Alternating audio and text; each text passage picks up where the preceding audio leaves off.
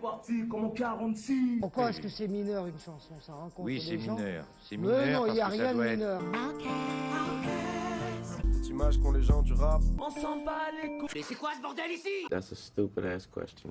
Old school, new school, need to learn though. Ouais, je suis grillé ou quoi? Je vais te tuer, tu m'entends? La vie de ma mère, je te tue, enculé. Oh putain!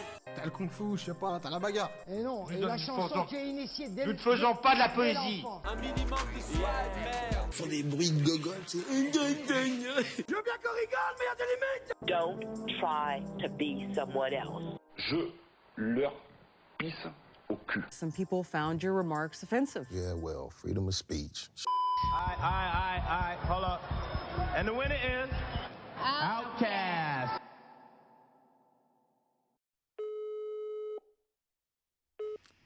Bonjour tout le monde. Salut Sandra, ça va bien?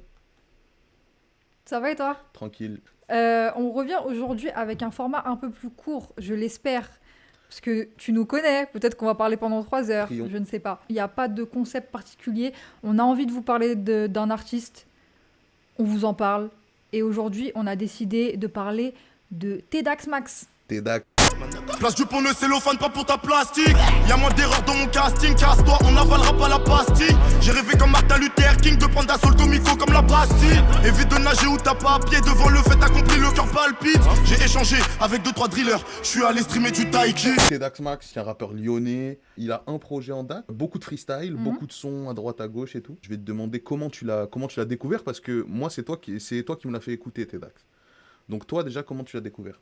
Ouais, et ben moi je le découvre par les gens de la ville en fait, j'entends parler de lui progressivement et notamment par Marwan Conqueso qui me fait découvrir ça et j'accroche direct et du coup je t'en parle et toi t'accroches aussi de ouf. C'était il y a 2 ans je crois, il y a 1 an et demi à peu près et c'est à peu près au moment où il a commencé à avoir une productivité un peu plus régulière. Parce que c'est vrai que si tu cherches TEDx sur YouTube, tu vas pouvoir trouver des sons qu'il a sortis il y a 5 ans, des trucs assez vieux, mais on va dire que c'est assez récent, là, son arrivée dans le rap de manière régulière et productive, on va dire. Ouais, où il est un petit peu plus rigoureux, en tout cas dans sa manière de sortir les sons et tout ça.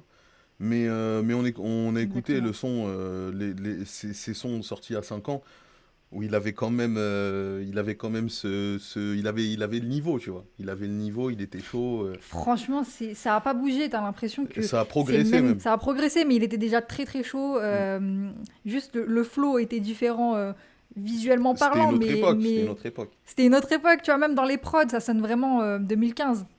Mais pour le coup, dans la technique dont on parlera après, c'était déjà très très chaud.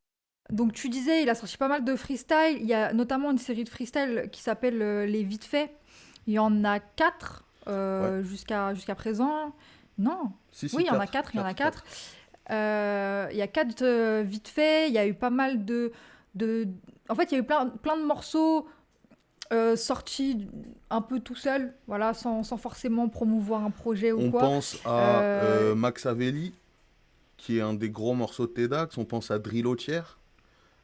Passe-temps, Goodfellas, il y a des morceaux aussi avec Lowe's. Exactement. Lowe's qui est aussi un rappeur lyonnais, qui est un rappeur très très chaud les gars, il vient de sortir, c'est Virago là son dernier clip. Exactement. Il y a Babylone juste avant, il y a d'autres sons aussi, moi j'ai écouté à l'ancienne l'été dernier un son qui s'appelle Encore je crois, où il a une prod un petit peu, c'est une prod un peu smooth et tout, c'était cool. Mais ouais, voilà, Lowe's aussi a écouté, et ils ont fait pas mal de morceaux ensemble.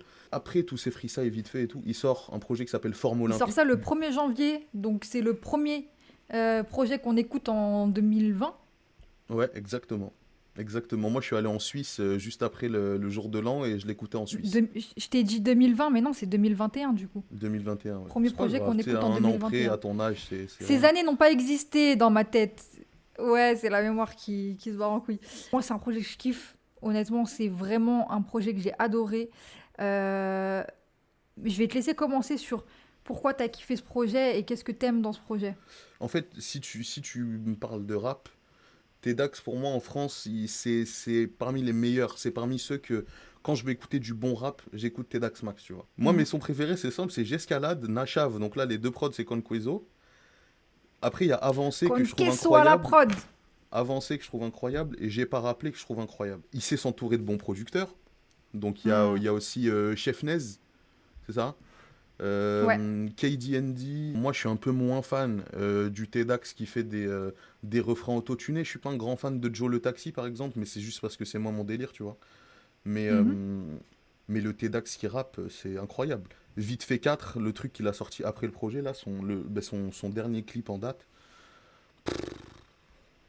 C'est incroyable. C'est incroyable ce qu'il fait. Pour moi, c'est d'une efficacité redoutable, en fait. On retourne un peu à un rap à l'ancienne, entre guillemets, parce qu'au final, il façonne d'une certaine manière qui est très actuelle, mais dans le côté rap, kickage, les rimes, la façon d'écrire, c'est du rap où t'as une punchline toutes les phases. C'est du rap à punchline aussi. Donc, un rap pour moi qui est très accessible. Et je comprends qu'il y ait eu un engouement assez rapide autour de lui parce que tu te régales. Chaque phase, soit tu souris, soit tu te dis « Ah, il est chaud », soit tu t'entends un truc qui fait sens pour toi parce qu'il y a un truc qui est très fort chez Ted, c'est les références. Et le sens de la formule aussi, j'ai envie de te dire. De la formule, globalement. Parce qu'il y a des phases où nous deux, tu sais très bien, on a pété notre tête sur une phase en particulier qui est classique dans la carrière de Tedax, où il dit « Fuck Playboy Cartier, je suis du quartier ». Fuck Playboy Cartier, je suis du quartier. En soi, la phase, elle a rien de... Tu sais, il n'y a pas de double sens, de jeu de mots et tout. Mais le flow qu'il met, le moment de la prod, où les kicks qui se répètent et tout, et ben la phase elle te reste en tête et tu peux être en train d'essayer de t'endormir, la phrase elle va venir te hanter, tu vas pas dormir de la nuit, tu vois. C'est là où pour moi il est trop fort, c'est que quand je te dis c'est accessible, c'est vraiment dans le bon sens du terme, c'est que ça va parler à grave du monde. C'est facile à comprendre, mais en même temps ça te met une frappe, tu vois. Fuck Playboy Cartier, je suis du quartier. Et il y en a plein des phases comme ça, hein. Là c'est un exemple parce qu'effectivement moi c'est la première phase où je me suis dit il est trop chaud. Moi, il a la formule. Max Avelli, c'est vraiment le son où je me suis dit, waouh, ah ouais, quand même, tu vois. Parce qu'il y a ça, un peu plus loin, t'as touche au butin et c'est fini, tu te fais goumer même par le plus timide. Ça, c'est extraordinaire. Le physique à Lil Riz, mais on sait se défendre comme Bianco Neri. Tu vois, tout ça, c'est des trucs. C'est trop lourd, franchement, c'est trop lourd. Incroyable ce morceau. C'est beaucoup de références, c'est beaucoup de punchlines. Les références, ce qui est cool, c'est que c'est hyper vaste. T'as beaucoup de références rap. Tu t'entends dans sa musique que c'est un buté de rap. Il a écouté beaucoup de rap. Il cite vraiment tous les artistes qu'il a écoutés. Pour en citer notamment dans J'Escalade où il parle de Alchemist, il dit « Je veux les prods d'Alchemist ». Juste après, il parle de DJ Paul, le DJ de la 36. Il dit aussi « Vie d'ordure » comme Sean Eker dans Max Avelli. Beaucoup de références, des références qui sont très pop culture 90 aussi. Et ça vient avec un aspect de lui qu'on aime bien, toi et moi, c'est le statut OG. Il le dit lui-même, il s'appelle OG Max, etc. Le statut OG, je trouve ça cool. Il y a il y a quelques rappeurs qu'on aime bien qui ont ce truc-là d'arriver comme des anciens, mais ils sont pas si anciens que ça finalement, que ce soit dans le rap ou même en termes d'âge. Il a pas 45 ans, mais il arrive déjà avec une certaine posture de OG. Je pense à Infinite, qui a aussi ce truc-là d'OG, alors qu'ils ont, je pense, à peu près le même âge. Même un mec comme Isha, hein. Comme Isha, il est pas si vieux que ça, mais c'est vrai que la manière en fait dont il a de rapper, la manière dont il a de raconter les histoires, tu sens la sincérité, tu sens la maturité en fait, et c'est ça qui te fait penser qu'il a 10 ans de plus que ce qu'il a réellement en fait. T'as ça, t'as le côté OG, t'as le côté Humble et Affamé, qui est le nom de son label, il me semble. Je trouve que ça lui va très bien ce côté-là. La crinière et les crocs, il dit ça dans son dernier son. Humble et Affamé, ça lui va très bien. Affamé parce que effectivement, comme on disait au début, il arrive avec une grosse productivité là maintenant. Il arrive avec une ambition quand même dans le rap. Il sort beaucoup de sons. Et le côté humble, je l'ai entendu parler dans une interview où il expliquait que pour lui, il se considère comme petit. Donc pour l'instant, il va donner un maximum de sons à son public. Voilà, parce qu'il considère qu'il a encore à se faire connaître. Donc, être très productif et toujours rester pas se prendre pour quelqu'un d'autre, etc. Ça se voit que c'est quand même des valeurs qui lui tiennent à cœur. Tu vois, il veut pas... Tedax, je pense pas que c'est un mec qui se veut être une superstar. Il veut rester un humain normal, mais faire du bon rap, prendre du plaisir, faire kiffer les gens. Et ça, pour moi, c'est le genre de rap qu'on écoute, qu'on aime, tu vois. J'ai envie de dire un peu de hashma. Un peu de pudeur, un peu de honte. Et ça correspond bien aussi aux mecs qu'il a beaucoup écoutés et qui sont ses références, que ce soit dans le rap américain ou dans le rap français. Il y a ce lien commun de gars qui veulent faire de la bonne musique, pas se travestir, pas se trahir, pas faire des choses bizarres, etc. Et à côté de ça, la force du projet de Forme Olympique, je trouve, c'est justement qu'il y a ce côté, je fais du rap, je kick, je rappe à l'ancienne, donc c'est punchline, c'est des refs, etc. Mais on tente des trucs quand même pour esthétiser le projet, pour l'égayer, on tente des trucs différents. Donc, même ça s'entend qu'ils s'amusent aussi, tu sais, quand ils tentent ce genre Exactement. de trucs-là. Donc tout simplement, moi, à partir de là, où je sens que même si le mec, il tente des trucs et que moi, ça me plaît moins, si j'entends qu'il s'amuse... C'est bon. Régale-toi. Régale-toi, mon frère. Donc dans Forme Olympique, il y a des sons où, comme tu disais, donc Jolo Taxi, ça va être un peu plus chanté. Tu vas avoir Nashav, moi c'est un de mes morceaux préférés parce que il y a de la mélodie. Il y a de la mélodie. Combine, c'était en Californie, c'est très aérien et tout.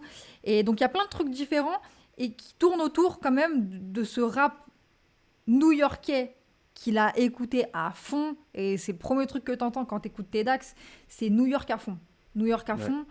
Et pour le coup, donc, je lui ai demandé ce qu'il avait écouté et quelles avaient été ses principales influences. Et sans surprise, c'est New York, très clairement. C'est difficile parce que voilà, c'est toute une école, on est influencé par un max de choses, tu vois ce que je veux dire. Mais le son de New York, c'est souvent tout ce qui est Prodigy et tout, Mobb Deep. Avant tout, un groupe comme Mobb Deep, ouais, parce que c'est l'école Queens, c'est l'univers du Queens, un univers sombre qui, t'as vu, moi, quand j'ai entendu ça, ces trucs-là, ça a tout changé, tu vois, de ce que j'avais entendu avant, ça a changé un bail, tu vois. Cet univers-là, cette atmosphère bien lugubre, c'est ce que moi j'aime, t'as capté. Donc Mobb Deep, pour moi, même si c'est pas les seuls dans cet univers-là, surtout New York, je suis influencé par un max de choses, tu vois, dans l'ancienne jusqu'à maintenant, et même d'ailleurs, tu vois. Mais New York, c'est vraiment la maison mère pour moi, tu vois ce que je veux dire. Mais en premier lieu, je vais citer le Mobb, tu vois, parce que le Mobb, c'est pour moi les patrons dans cet univers-là, des classiques shit partout, et puis particulièrement Prodigy, qui est mon gars sûr, tu vois ce que je veux dire. J'ai failli me le tatouer sur la peau d'ailleurs. Et si je devais faire un tatouage dans ma vie, ça serait Blaze ou la tête de Prodigy quelque part sur moi. Et ensuite, deuxième groupe, je vais citer Diplomat, Dipset, toujours New York. Mais parce que c'est aussi un autre délire, t'as capté. Ben, ils apportent un autre truc aussi, ils ont été marquants, mais pas pour le côté lugubre, justement, mais pour le côté un peu plus, tu vois, qu'on connaît des mecs d'Harlem, c'est-à-dire des mecs un peu plus vantards. Pharaoh, qui aime bien être propre sur soi, beaucoup dans la chambrerie, t'as vu. C'est un aspect qui est aussi moi, même de mon équipe, à l'ancienne, tout le monde disait qu'on était comme ça, tu vois. Bien taquin, on aime bien être propre sur nous, tu vois, avoir un survêt propre. C'est un truc de chez nous, même à la place, tu vois. On est des mecs de la ville et on n'a jamais eu de mal à bien s'habiller, à connaître les bonnes boutiques en ville. Tu vois, chez Galerie Shoes, des bonnes boutiques qui sont hype aujourd'hui à Lyon. Ils connaissent Tedax depuis que je suis au Bahut ou que j'ai 12 ans, frère. Tu vois ce que je veux dire? Parce que j'allais péter des trucs en ville, là où tous les rats, ils n'allaient pas forcément. Et parce que nous, on est ces mecs de ville comme des mecs d'Harlem, tu vois, qui, eux, sont des mecs de Manhattan et qui accorde une grande importance au flow ou à ces trucs-là. Et nous, ça fait partie de nous, tu vois. Remis aussi du côté que je sois zaïrois, tu vois ce que je veux dire. En plus de la musique, ils ont apporté beaucoup de choses, tu vois, Dipset. Donc nous, on se ressentait beaucoup en eux parce que c'était des mecs du centre-ville. Et nous aussi, on était du centre, tu vois, centre de Lyon. Et les mecs ont un flow, ont du style. Tu vois ce que je veux dire, ont cette arrogance que nous, on aime, tu vois ce que je veux dire. Pour les choses plus actuelles, je suis plus des mecs comme Freddie Gibbs, l'équipe Griselda, tout ce qui est Benny the Butcher, Westside Gun, Conway the Machine, Rock Marciano, tout ça. Et pour le côté français de ces influences, comme tout le monde, beaucoup de classiques, mais Mac Taylor, Salif, Udespo, le 2S, les groupes marseillais à l'ancienne, bon, il y avait la FF, mais Carré Rouge, des groupes comme ça, ils m'ont bousillé, surtout Carré Rouge, tu vois. Et c'est des trucs qui sont là, dans l'atmosphère, dans le truc. malgré que j'ai écouté de tout, tu vois ce que je veux dire. Je place à côté de plein de choses. Ça ne veut pas dire que j'ai écouté que ces gens-là, mais c'est des gens que j'ai écouté énormément. La mafia Quinfri et le ghetto Fab, le GFG. C'est putain d'important ça dans nos affaires et dans notre éducation. Voilà, point barre. Pour moi, c'est très cohérent en fait quand tu écoutes Tedax et que tu sais que ça a été ses influences, tout est logique. Tout est logique et tu vois que c'est avant tout un mec qui kiffe le rap, qui s'est buté à ça, qui a beaucoup écouté de musique, ça l'a beaucoup influencé dans sa vie en général, je pense, et qui est archi fort. Donc, logiquement, il va vers ce style-là. Et il disait notamment pour Ghetto Fab et pour Mafia Quinfri, il parlait de musique, mais il parlait aussi d'éducation. Exactement. Donc il n'y a pas que là-dessus, Ouais, tu vois, c'est pas que sur la musique plutôt. Ouais. Ouais, il fait partie de ces gens comme toi et moi, je pense, pour qui la musique a eu une place importante au-delà d'une passion. Ça nous a un peu éduqués aussi. Ça Bien nous sûr. a montré une certaine voie, un certain mode de vie, Ça nous a des cultivés aussi, possibilités, surtout. etc. Qui nous a cultivés énormément, bien sûr. Quand on allait faire des recherches parce qu'un tel et un tel étaient cités, parce qu'on parlait de tel truc dans un son et que du coup te tu fais jure. tes recherches par rapport à ça. C'est hyper important. Donc moi aussi, sur cet aspect-là, je me sens assez proche de lui. Et ça m'étonne pas que, par exemple, un rappeur comme Alpha One ait montré qu'il ait kiffé le projet, parce que c'est un peu la même démarche, rap new-yorkais, forcément, mais aussi dans la posture, dans la façon de vivre le rap et de l'exercer. Il y a des similitudes avec Alpha One aussi, et j'ai grave kiffé. Ça m'a fait super plaisir pour lui quand j'ai vu qu'il avait tweeté le projet. Ils ont ce point commun là aussi sur le côté un peu OG. OG à fond. Tu vois, Alpha, OG à il fond. s'est beaucoup positionné ces derniers temps en mode moi je suis le professeur et je vais vous apprendre à rapper, tu vois. Il s'est beaucoup Totalement. positionné comme ça dans beaucoup de phases, notamment sur la Don Dada mixtape et tout. Et même si Tedax, il a pas ce positionnement-là, il a quand même ce côté... En fait, il impose le respect, Tedax, en fait. Je sais pas vraiment d'où ça sort et comment l'expliquer, mais c'est vrai qu'il a un truc où il impose le respect. Ça mérite d'être écouté, ça mérite que vous y prêtiez une oreille si c'est pas déjà fait, si la propagande que j'ai faite n'a pas encore assez marché. Moi, je vous conseille vraiment d'aller écouter Forme Olympique. Et globalement, tous les morceaux de Tedax, il n'y a pas de déchets. Honnêtement, il n'y a pas de déchets, que ce soit les feats, que ce soit les vite faits, toutes les séries de freestyle. Moi, j'ai trouvé ça très très chaud. Après, moi, je vous Même conseille quand même Max Avelli, c'est un bon point de départ quand même. Parce que Max Avelli, le morceau, c'est pas le plus récent et c'est un morceau de fou. C'est un bon point de départ pour après enchaîner sur Drillotière, donc un peu tous ces gros morceaux, enchaîner avec le projet, se refaire tous les vite faits, parce que les vite faits, c'est incroyable. Vraiment, c'est une série de freestyle de fou. J'ai les paroles de J'ai pas rappelé sous les yeux là. Et tu sais, tu parlais des références années 90 beaucoup. Là, dans le premier couplet, il y a Dans la brutalité comme De Niro dans Hit. Je demande pas beaucoup, la SACEM de Beat It. Il parle de Meyer Lansky, qui est un mafieux biélorusse, un truc comme ça. Il parle de Bernard Tapie. Il parle de Ashanti. Donc voilà, tu vois, en un seul couplet. Donc voilà, c'est tout ça aussi, qu'on adore. Beaucoup de refs, et moi je vais te donner une petite info que j'ai et dont il parle pas trop dans les interviews, c'est que il a été beaucoup influencé par le rap new-yorkais, mais attention, grand fan de R&B. Ah. Je pose ça là, grand fan de Vrai R&B. vrai lover, Tedax. Tu vois, derrière le loupard là, il y a un lover qui se cache. Non mais je trouve ça intéressant comme combinaison, parce que je sais qu'à un moment ça va ressortir aussi dans sa musique, et même le côté mélodieux qu'il a apporté sur Forme Olympique. Je trouve ça grave intéressant de combiner les deux, tu vois. Donc moi j'ai très bon espoir pour la suite. C'est juste que c'est un vrai mec des 90s, tout simplement. Exactement. C'est un produit des années 90 qui rappe bien. Ouais. Et qui est humble et affamé. Bon, vas-y, on prend, nous. Je sais pas si tu voulais rajouter quelque chose sur toi, non, peut-être, alors attends, globalement ou pas. parce que moi j'aime beaucoup noter les phases, hein, et je sais pas s'il y en a que j'ai pas noté, j'ai pas dit, pardon. Serre la poigne au baveux quand on sort du palais, j'adore cette image, je la trouve folle. J'ai échangé avec 2-3 drillers, je suis allé streamer du Taïsi, ça aussi c'est La nonchalance qu'il a quand il le dit, elle est folle. Elle est folle. L'arrogance, ouais. L'arrogance, t'as raison. Easy aussi dans Vite fait 4, jugé par pointeur d'enfants, qu'est-ce que je m'en branle de leur morale et leur sentence. Et je trouve ça assez juste comme phrase. Voilà. C'est parfait. Mais franchement, dans tous les morceaux, il y a des Tu trouves à chaque fois 2-3 petites pépites comme ça. Et en fait, moi, ce que j'adore, c'est que, tu sais, chez les autres rappeurs, ça va pas être le genre de phase que tu retiens. Mais lui, en fait, je sais pas, il va la tourner d'une manière à ce qu'elle te reste en tête. Même dans le flow, je trouve qu'il arrive très bien à chaque fois à adapter son flow pour faire d'une phase une phase marquante. Et du coup, ça me fait penser par exemple à un Isha ou un Limsa Dolnay. Ils ont ça en commun dans l'écriture et de donner de l'intensité selon la manière dont il le dit et de rendre impactant des phrases qui, dans la bouche d'un autre, peut-être seraient passées inaperçues, tu vois. De fou.